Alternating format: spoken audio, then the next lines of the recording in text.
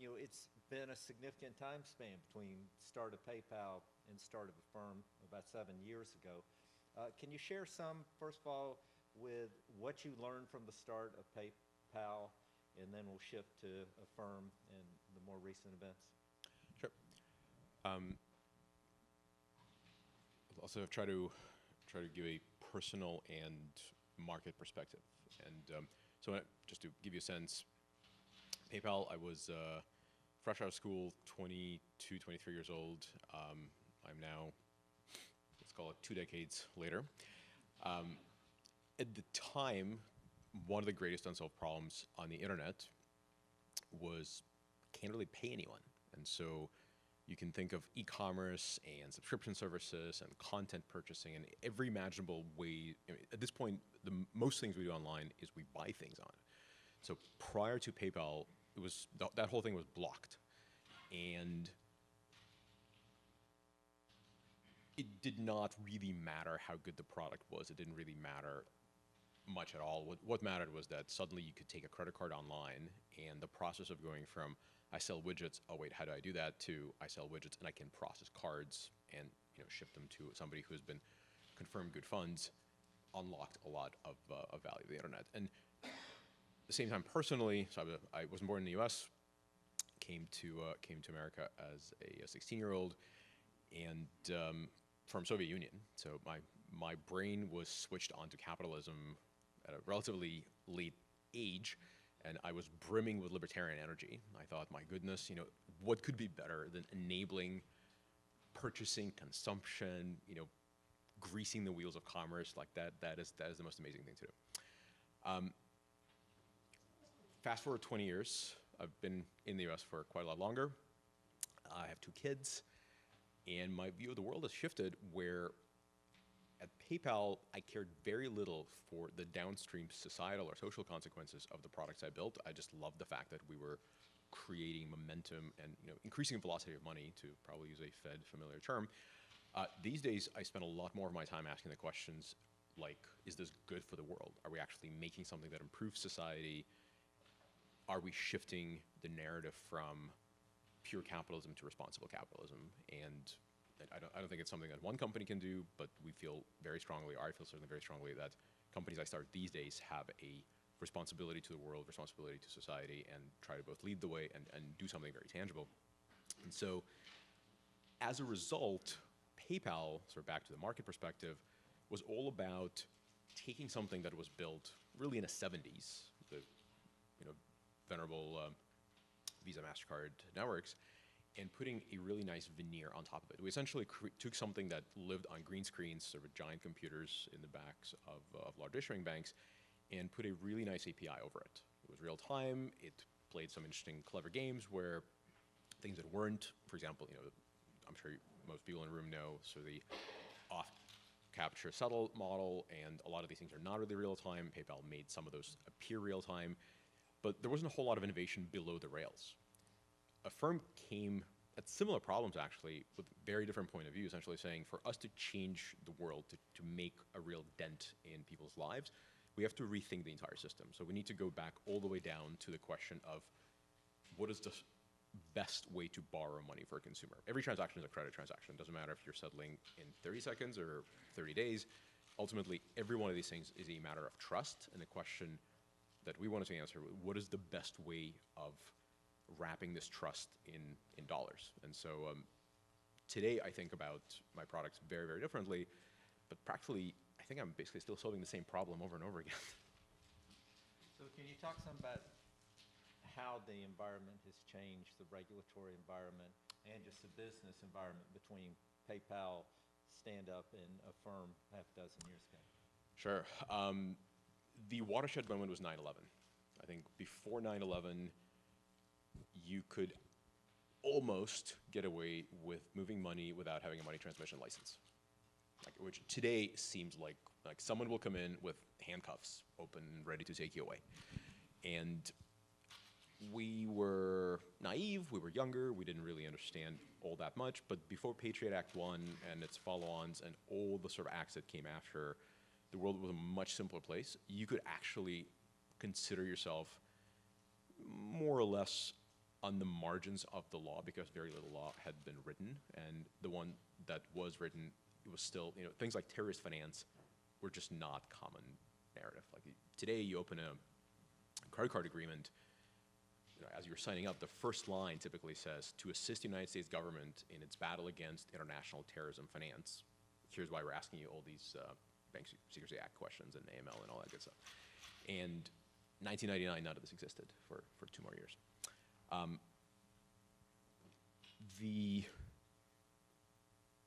Just some stats. I think we brought on our first lawyer, like a general counsel for PayPal. I don't want to perjure myself here, but I have to believe John Mueller, who just very recently left, who's a wonderful, probably one of the foremost minds in payments law, must have been sub 100, but thereabouts. We had brought on a GC at a firm, I think as employee number 7. So just gives you a sense for how I thought about it 20 years ago, how I thought about it 7 years ago. Very proud to say that my now sadly former GC is the newly sworn in commissioner for Department of Business Oversight of California. So not only did we bring on an amazing lawyer, we also graduated him to a government job of extreme importance, certainly in our home state. But that certainly changed in an extremely visible way. 20 years ago, the idea of regulators was something that you just sort of try to stay away from, and if they don't know you exist, maybe they won't come and annoy you too much. These days, the mantra that on day one when we started a firm, I basically said, look, there's only 2 ways. You can be at the table or on the menu, and so you got to be at the table. So we engaged with everyone from fair trade to federal trade, to CFPB, to OCC, to every one of these guys have now set up an innovation office that you can actually go and say, hey, here's who we are, here's what we do. It helps that we have an extremely mission-driven company, so we're trying to do something good. But even if you're just a financial services company, today you don't exist without regulators being right there next to you. And you can hide, but you can't really run.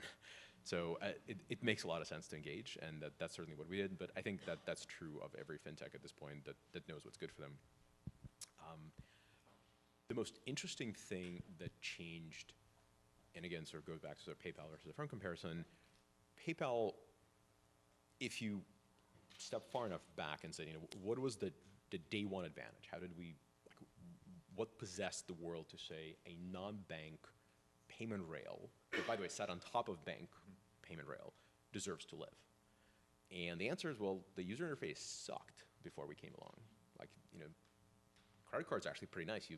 Back in the day, you swipe a card and a transaction happens, and you don't really think too hard about what happens. Online, it was like, well, hang on a second, we got a check on delivery. That was a big thing before PayPal. And today, user interface doesn't suck so bad at all. My cards in my pocket all have apps that come with them.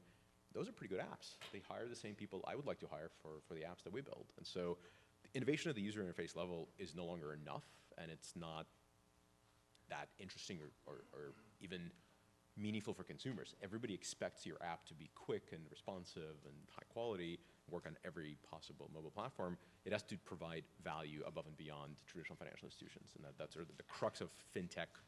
I don't know if it's 2.0, 3.0, or whatever it is. It's fundamentally all about, can you exceed the value that you could find in your traditional bank? So much of this conference has been about, if you will, the macro level, the legal and policy side. I want to take it down to the consumer side and how it looks from that side of the transaction. Could you share your take? What does all this mean, and particularly in the context of a firm, which is credit, and I understand you've got some additional aspects that you're adding. How do they fit into this, and what are your goals in delivering to the consumer? So one of the trends that I think waves, if you will, that a firm has been surfing successfully for the last almost 8 years now, the new generations, which used to be the millennial, and now there's a whole bunch of people after them that are rapidly coming of legal age and represent a meaningful part of the economy, there's a real change in how they think about money and banking and financial services. And the one word sort of what is required is transparency. And it's a tired word. Plenty of people out there say, yawn, okay, sure, transparency. Fine, we have that checkbox too. And it is not that simple. It is something that you actually have to build products around, because people have lots of alternatives now, and they will choose a product they can understand better. And this notion of make my life simple, I only have 10 seconds because of Twitter, because of social media, because all the things are becoming bite-sized. Context switching is expensive. If I can't understand what's going on my screen, I'll just postpone it. And so a core reason for a firm to exist is because lots and lots of millennials are opting out of credit cards or not using credit cards the way their parents did, because it's hard to understand. You swipe your card, are you out of open to buy? Will you revolve? What's the fees? Is there insufficient funds on the checking account side if you're trying to pay your bill? So that's something that I would explain to my mom, who would say, yeah, you know, it works fine. I pay it off at the end of the month. It's no big deal. I explained to my brother, who is a bit younger and is in fact sort of at the older stage of the millennial group, he is extremely averse to using his credit card. Funny enough, all three of us came to the US in exactly the same time. None of us grew up here, obviously, and my mom was the most American of us all. Although she came in here as a fully grown adult, she's like, oh yeah, love my credit card, just pay it off at the end of the month, don't have to think about it. There's something in the fine print, but I don't have the time to read it. While my brother refuses to read the fine print because he thinks it's out to screw him, and basically says, look, it's a debit card. In fact, it's on my line, although I wish I came up with this, but one of our investors said, great disruption is coming for all companies whose business model is in the fine print. I think there's an extremely good way of summarizing what is happening in fintech right now. There are a lot of companies whose business model is in the fine print. If you look very carefully, credit cards are one of the world's least interesting, least efficient ways of borrowing money. They only offer you two rates. You only are aware of one, it's the headline APR rate, but there's a second rate for cash advances, and that's the fine print business model where, oh, you need the cash, no problem. It is $29.99, but nobody has to know. And then a few other ones. Plus maybe 1 to 5% up front. Of course. Why wouldn't you? And it's all in a small print if you want it on the other side of the page that you forgot because it's not in the main part of the statement. And so I think all of that, with some pushing from the companies like Affirm and consumer sentiment shifting, is coming to an end. And I think that is a great thing, because a lot of inefficiency in the economy lives in a form of late fees and insufficient fund fees and God knows what other kinds of fees. And that is changing in consumers' mind, consumers' expectations, and we're there to answer that call, but I think many companies are as well. And so that is probably the most important driving factor for how we think about our product design, how we think what works, what doesn't for consumers. It has a lot of really interesting implications. I can go on about this for quite some time because I spent most of my time thinking through these things. But for example, the ideal sort of version of a financing product, and so Affirm, for those of you who don't know, is in the point of sale finance business, which is if you're buying a Peloton bike online, you will find yourself either able to pay cash, and by cash I mean anything that settles very quickly, as in my mom's version of just pay it off at the end of the month, pay no interest, or you can finance it with Affirm. So it happens that Peloton, the price of money, as in the interest that will go for, I think the standard duration there is, or standard term there is 39 months. You'll pay $0 of interest. There's actually no interest at all. This is not that audience, but I'll say it anyway because it sounds really great. Anytime somebody promises you a 0% financing product, they're lying. The only thing you can know that it is not going to be 0%. Like there is fine print, and that is the business model. The 0%, and then we'll go back in time and reclaw the deferred interest. Time tried way to screw consumers, and I will not stand for it. But there's one exception. If you see 0% financing from Affirm, it is in fact 0%. Like, in fact, you can be late, and we will not charge you late fees, and we will not change your interest rate. It'll still be 0. In fact, you can default, and we'll lose money on the loan, but we will not charge you anything beyond whatever you've paid us. And so that level of consumer interaction superficially sounds like, okay, fine, you're willing to take a loss on these things because you want to maintain a great brand and consumer experience, but we do. But underneath that, there's a lot of financial design that has to take place. For example, if you're going to guarantee people a certain number, be it 0 or 1 or 10 or whatever, it has to work both in rates and dollars. Otherwise, you're confusing them again. So you have to be able to commit to a dollar number as well as a rate. Means you can't charge fees. That means it has to be a simple interest loan, not compounding. it has to cap out the interest past the number that you promised. So there's a whole bunch of little wrinkles to the financial products. Before you're done with it, you realize that you've built something that the industry hasn't seen before. And that's where I think it's all headed, where you have to build these completely different products that are fundamentally designed to eliminate the fine print as the business model and answer this need for consumer trust, because a lot of people are coming into it saying, I know my bank is out to get me. Like, they're not on my side. There's a great study, actually the origin story of every startup has lots of wrinkles to it that get ironed out and turn into sort of beautiful one-liner like Pez dispensers and eBay. It's a little bit more complex than that. But I haven't gotten to the Affirm one, so it's not ironed out. And there are many different strands that sort of weaved into Affirm. One of them was that I read this study called the Millennial Disruption Index, and it surveyed 10,000 millennials, which at the time they were still 13-year-olds. And this is quite some time ago. And there's a whole bunch of really, really valuable stuff in that study. The most interesting piece was that they rank ordered brands that they planned to bank with when they were of age. And the top three were Google, Facebook, and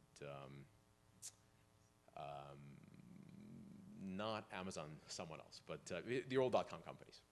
Yeah, and so, something like that. This is long enough ago where Amazon was not yet obviously going into financial services too. But that sort of struck me as like, wow, so they didn't name any one of the venerable banks as like, at least someone might expect to bank with Bank of America. It's been around a little while. And no, there's like all these .coms that were going to be that generation's banks. And so that alone was sort of like, wow, like these people clearly do not believe their parents' banks are good enough for them. And so that's a lot of that's a lot to absorb as a fintech entrepreneur. It's interesting. We work with a lot of the large banks, and almost, I think for every one of them, they answer that question the same way. They see their greatest risk, greatest competitors as not other banks, but rather fintech disruption from the major tech companies.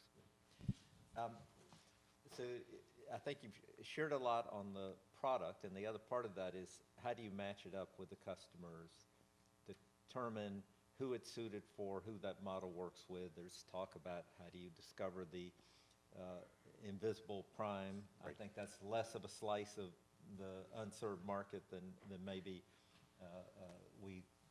those are the ones that have, if you will, the easiest happy ending when you find them. So can you share your thoughts on what you've done about how you match up consumers that the product works with? So the distribution model for us from day one has been partnership with merchants. So we would go to Peloton, I think we launched with them when they launched their product, all the way out to Walmart, which is our largest partner, and thousands of merchants in between. And so as a result, our customers are their customers. And the part of how this thing works is, of course, we have to build our own underwriting system, our own scoring. One of the key other strands, narratives, in the very beginnings of Affirm was that even as far back as PayPal, I'd always eyed FICO suspiciously. And back then, I think it was like FICO, I don't know, 4.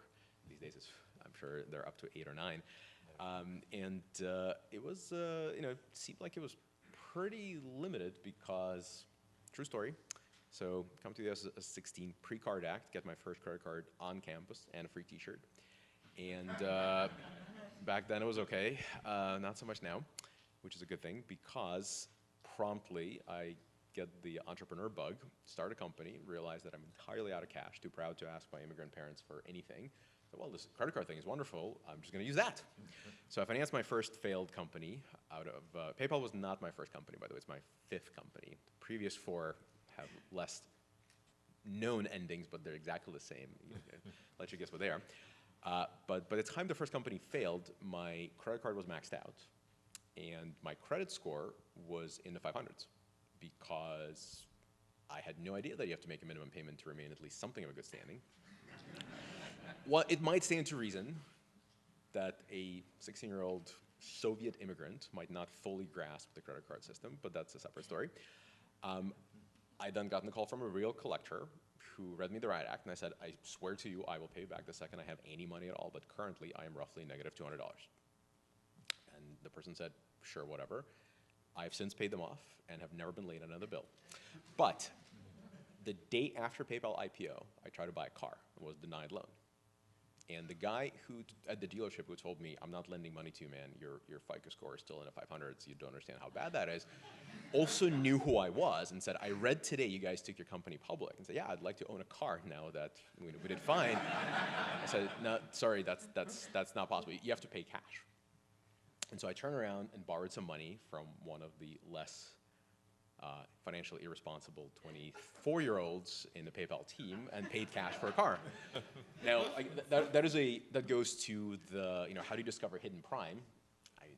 I hope FICO people not in the audience with vegetables ready, but maybe use a better credit scoring system that accounts for things like I go into student debt, I trash my credit score by using credit cards to start a company. I start a company that actually succeeds and do fine, and my FICO score is still, in fact, on the 10th anniversary of the PayPal IPO, our long then not CFO, but CFO, the guy who took us public as a CFO, conspired with a sushi restaurant we went to decline my credit card, because the history of my bumps in the credit road were so well known to the PayPal team. And so the hidden prime is not quite as uncommon. So immigrants and people that go through a lot of student debt and just don't understand how to manage their money because they go to a great school and their parents are paying for it. And then suddenly they wake up with a computer science degree and they're employed, Goldman Sachs or Google, they make, almost 7 digits on day one. They're fantastic risks, and their FICO score at best is 650 because it's just undefined. They've never borrowed money in the first place. And so there's an easy fix for that. If you understand their cash flow, or you can estimate it well enough, you can pick up a lot of that would-be prime or soon-to-be super prime. And we do some of that at a firm. The trade-off there is the complexity of the user experience with the quality of the service that you get.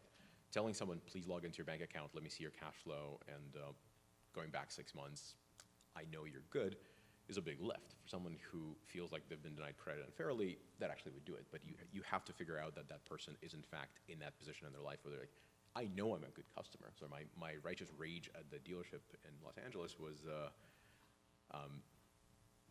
completely justified. If he had said, look, just show me your bank account statement, I'll give you a loan, I would have done it. So knowing when that moment is actually a very, very important thing. On the other side, so about between a third and a 40% of our business is these merchant subsidized loans. So the magical 0% loan is not magical, of course. It's the merchant, they're fully integrated. So the manufacturing and retail single company, they have a ton of gross margin. They're more than willing to pay down some or all of the interest rate the consumer would incur. Those are wonderful products. They're true 0% loans. We're very, very excited with them. Not everybody has the same level of integration. Many, many resellers or broadline merchants partner with us as well. In that situation, they don't have the margin to offer, so the consumer ends up paying a fair risk-based price. In that situation, of course, that product caters to people that are saying, my credit card is probably already half utilized. I'm not excited about maxing it out because unlike my fully fungible credit limit, this is a purpose-built loan. We're always lending money to a mattress buyer for a mattress, to a bicycle buyer for a bicycle, which means the cash changes hands, or the money changes hands. We settled with the merchant. And every time, by the way, I say we, sort of stepping back for a second, it's a bank partner model. So there's a bank in New Jersey that actually does the transfer. We are not a money transmitter in this situation. It is a great product for a lot of folks that are responsible enough, but are not well-to-do. And we actually can see the bimodal distribution where the sort of your typical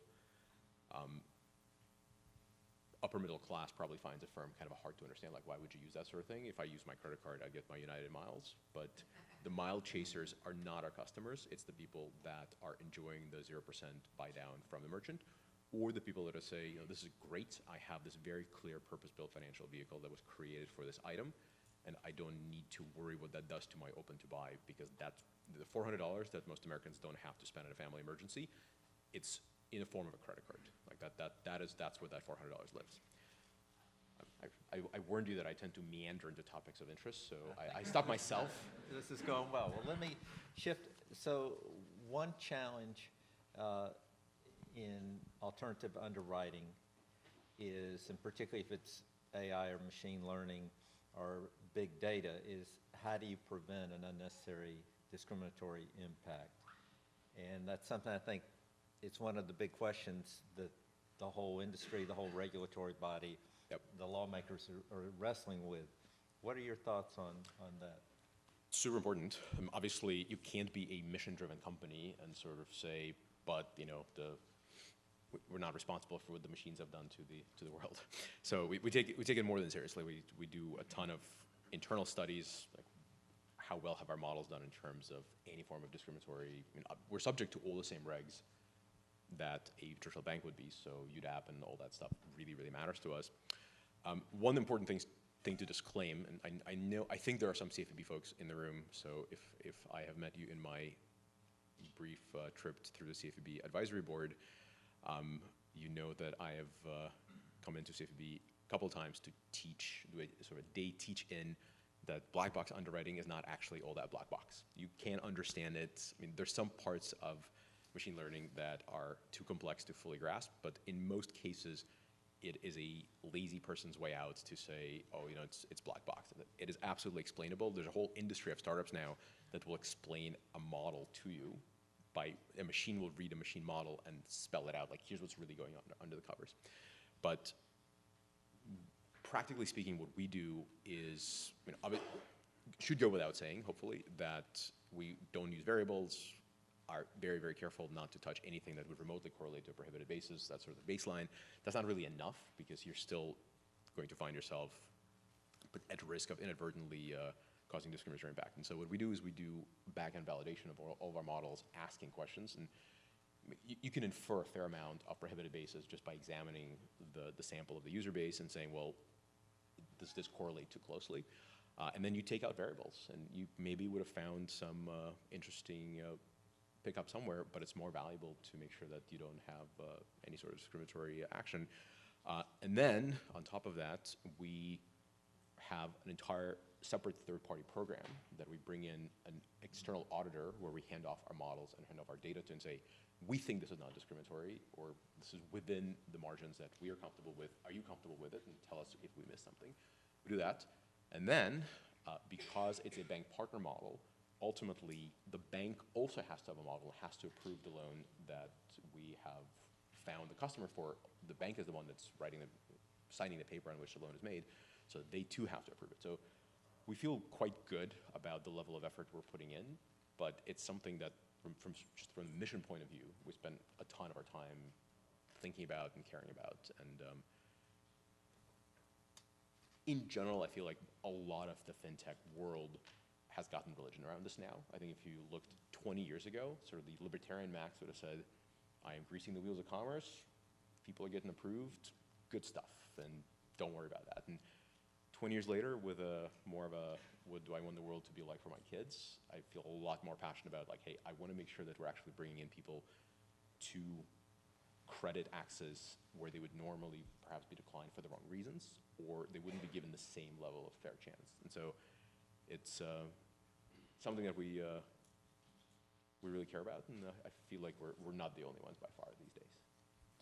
So going to the regulation, and we just had a panel earlier this morning about this. One of the perennial topics at these conferences is the relationship between state and federal regulation and the challenges that provides, but also the goals that the states have.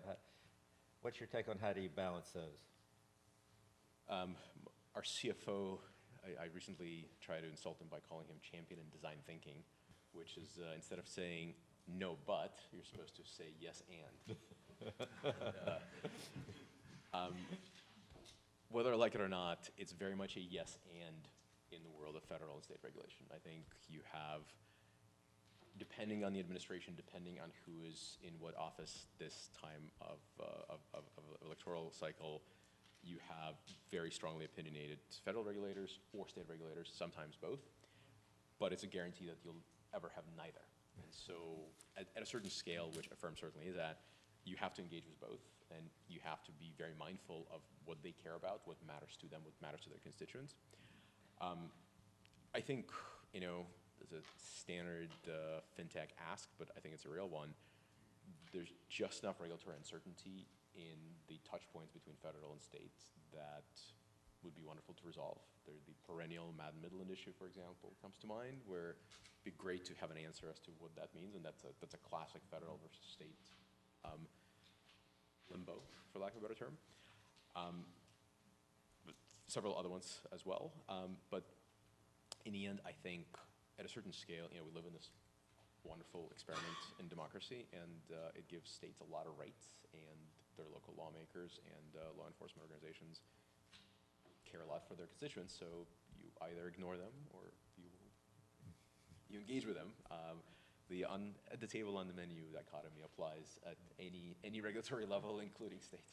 I think that's good advice, and I think everybody knows Madden-Midland and question of whether a purchaser of loans or collector of loans that is not a depository with preemption rights, whether they can continue to charge interest above a state level.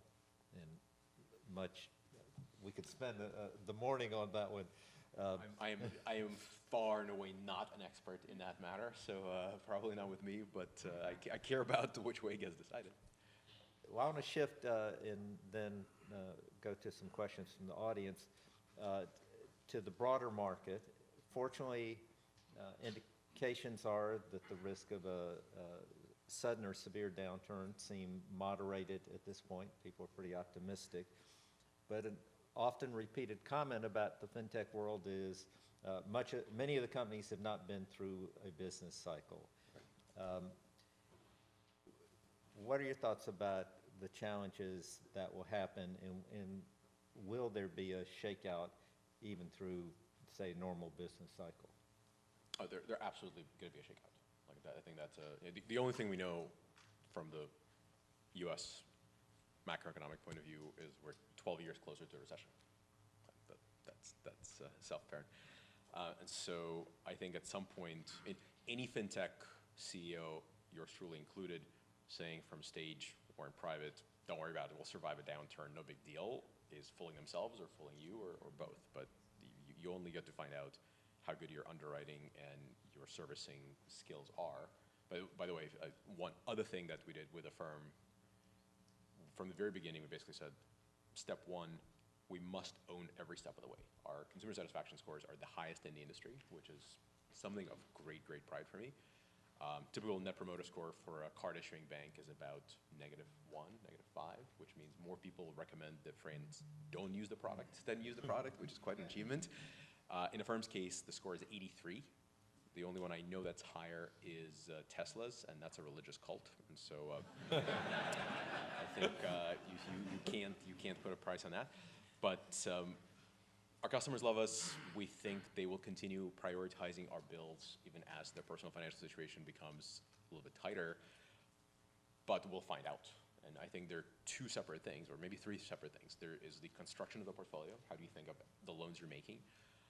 For a very long time, we made 100% of our loans on our own balance sheet, where we would retain the loan we would buy it back from the bank that actually wrote the loan, of course. We would take it onto our balance sheet and lived it out all the way until a charge-off or a full repayment.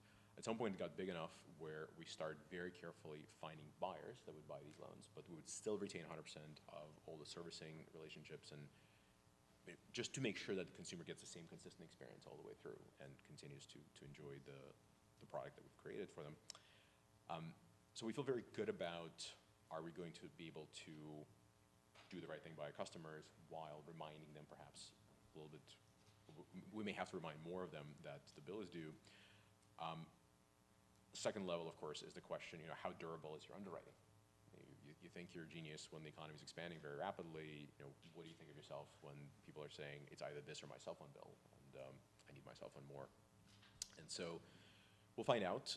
One of the mitigating factors for companies like Affirm, the durations are short, and so you can react to the fact that things are changing in your portfolio a lot quicker. If you sort of issued a bunch of loans and you're sitting on a 30-year receivable and consumer base is unhappy, there's nothing you can really do about that other than try to settle with them, which is, that didn't really work well during the Great Recession.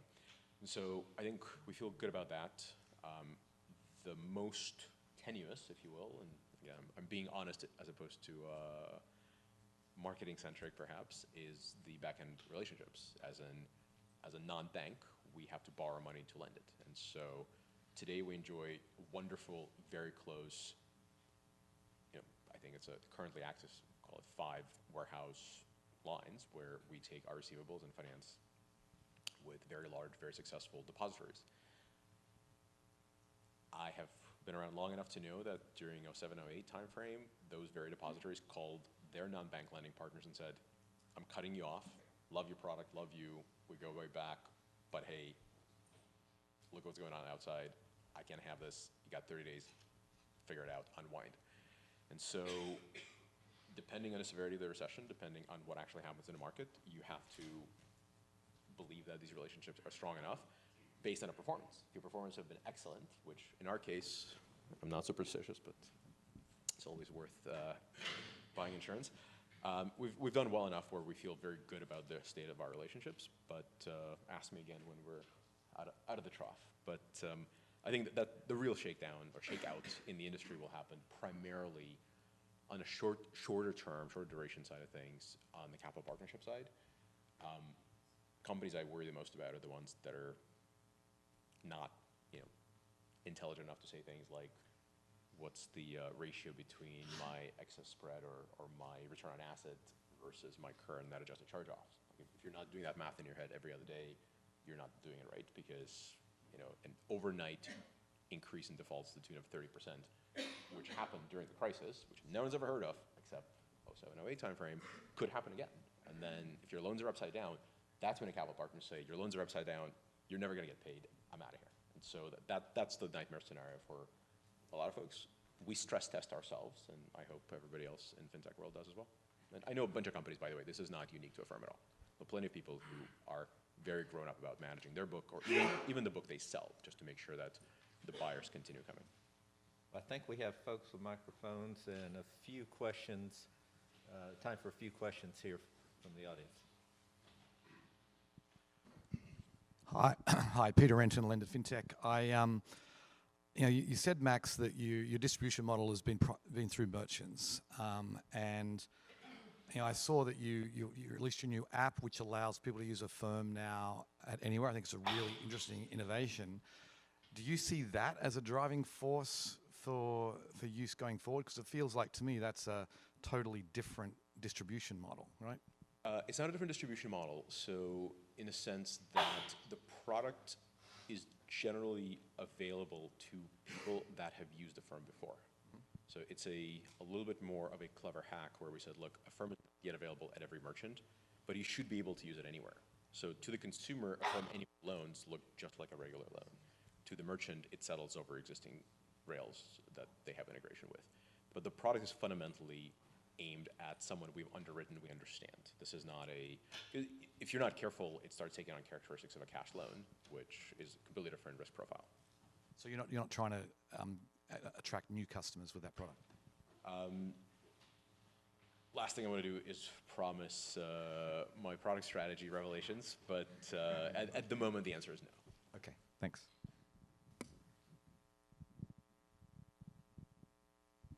Hi, Andrew Marquardt, Middlemarch Partners. Can you go back to your comments about the liquidity? And there are a lot of, alt lenders out there that have these bank partnerships in the back end. But one of the concerns should be sort of the next crisis not only being a credit crisis, but also a liquidity crisis. How do you think about the potential or the optionality of you or others thinking about actually going down the path of getting your own bank charter to get your own core funding? That is a topic that could easily be spent a morning or several mornings on.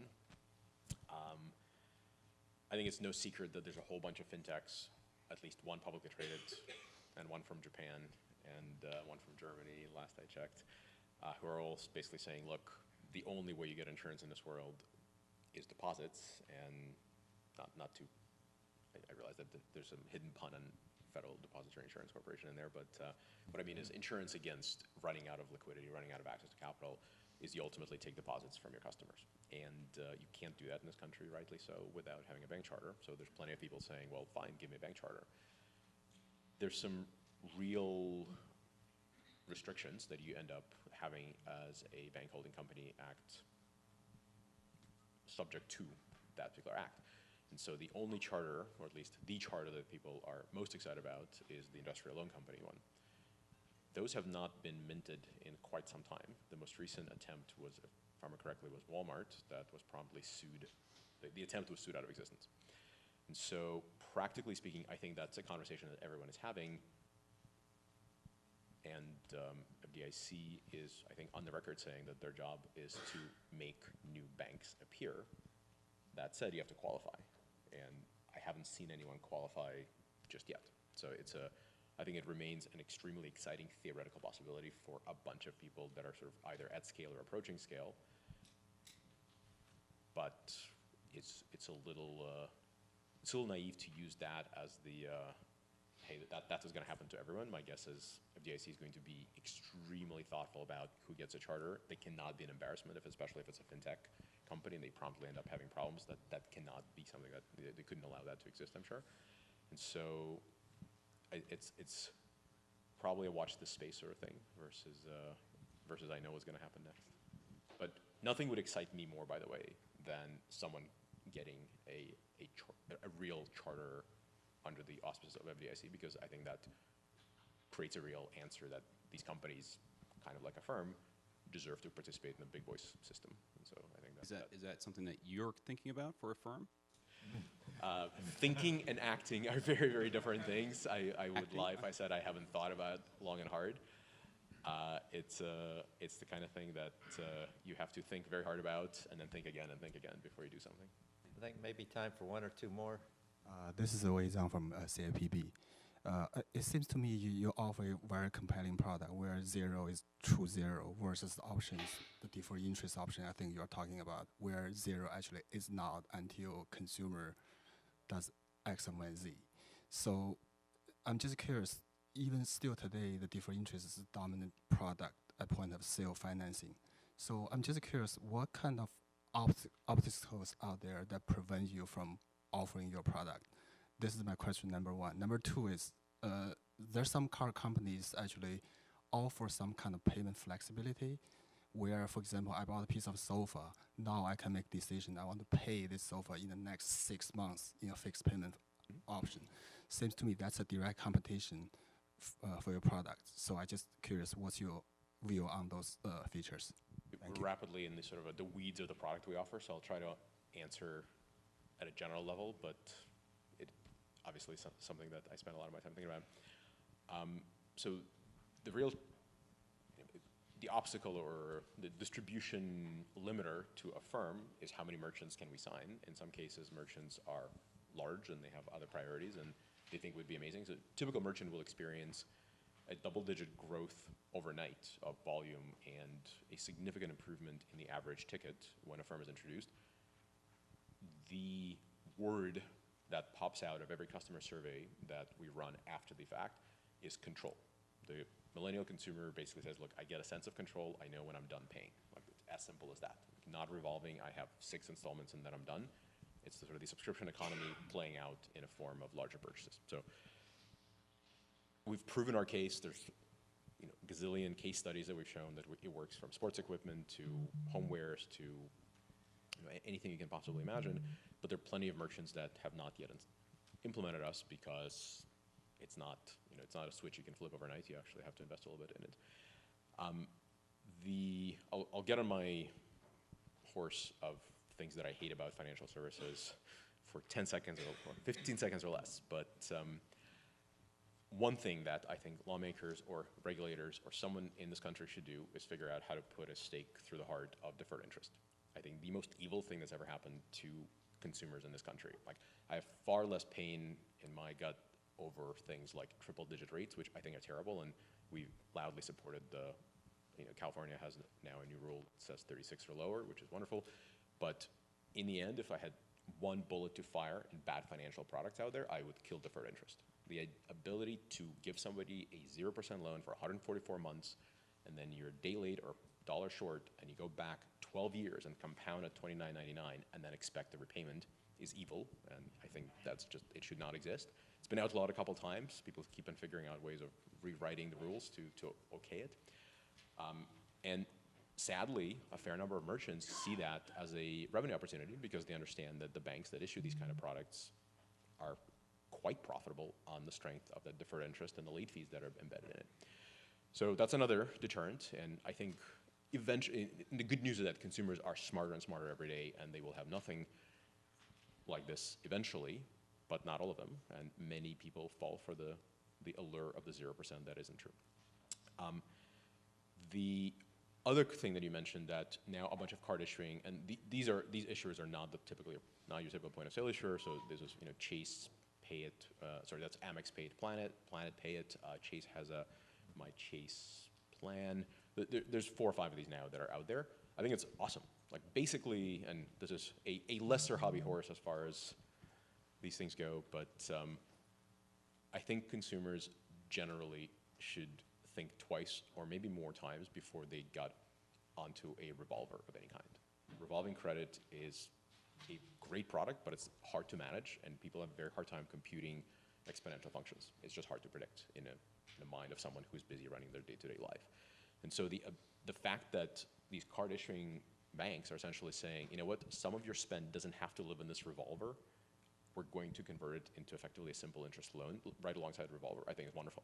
Like ultimately, fintech and financial services writ large are not, it's not an industry that trends towards monopolies, which is great news.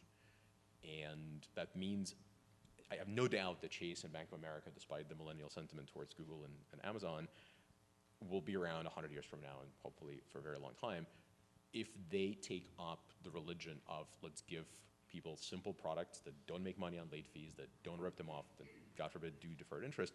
That's great. I think that would be a wonderful thing. And you can do better. You don't have to charge late fees. We don't.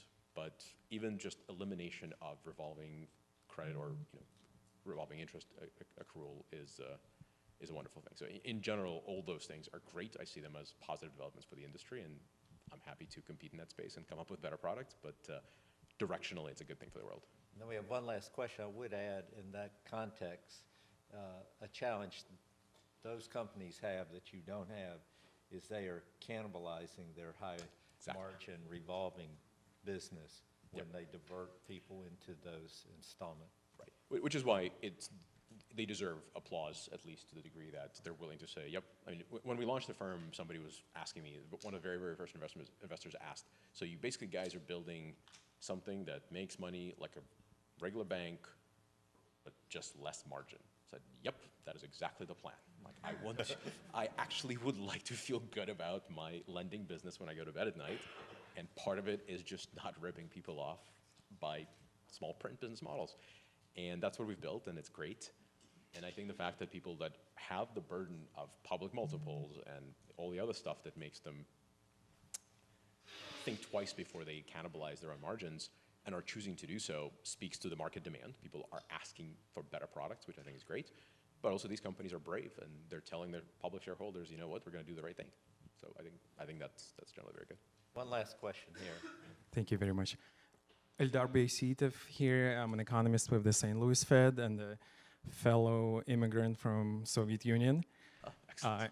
I always thought that I've done well for myself, but now I feel like I need some work to do. Staying on the communist theme here, over the last couple of days, we've heard a lot of concerns, I guess, about the rapid developments, technological developments in China, specifically in fintech also. I personally believe that American tech firms have sufficient brain power to compete with China, but I'm not exactly an unbiased reviewer here, I guess. So what is your opinion on what we're seeing there and what kind of implications it has here? That's another extremely hefty topic worth coverage. So I've sort of been watching China as a tech platform for a long time now. And the one thing that's worth stating, so first of all, I'm a card-carrying patriot with all sorts of crazy stories to share on that topic.